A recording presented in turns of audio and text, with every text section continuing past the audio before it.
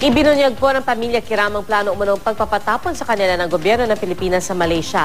Yan po ay matapos ng halos 2 buwang pananahimik ng pamilya kasunod ng tensyon sa Sabah.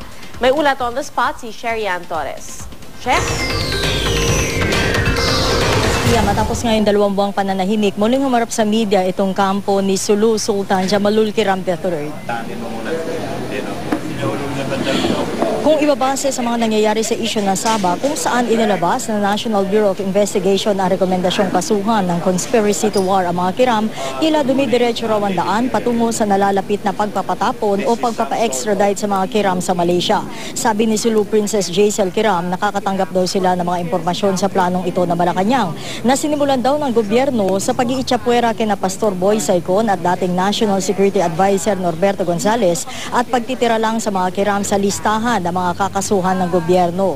Quote-unquote, Pia, within the government daw ang source nila ng impormasyon at very close na raw sa implementasyon ng extradition nila ang plano ng gobyerno laban sa mga Kiram, sabi ni Sultanate of Sulu spokesman Datu Abraham Ijirani. Sabi ni Princess Jaisal, tatanggapin naman daw nila ang kaso sa kanila ng maluwag sa loob, basta't ipakita lang sa kanila ang pinagbasehan ng kaso. Kaya hamon ni Princess Jaisal kay Justice Secretary Leila de Lima, ilabas sana ang detalye ng pag-aaral ng gobyerno sa Sabah claim ng mga Kiram para sa interes na rin ng taong bayan.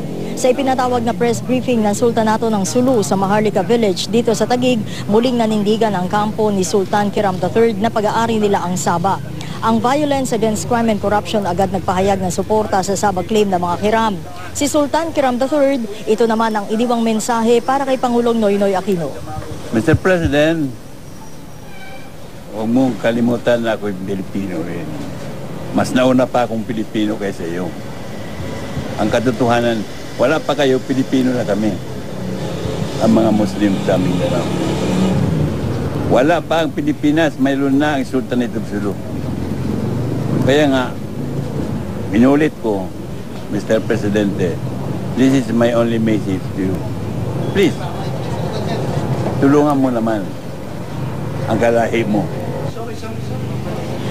Pia, natapos itong press briefing na pinatawag ng mga Kiram dakong alas 12 ngayong tanghali. Samantala hanggang ngayon, patuloy pa rin tayong nagsisikap na makakuha ng reaksyon mula sa palasyo ng Malacanang. Pia?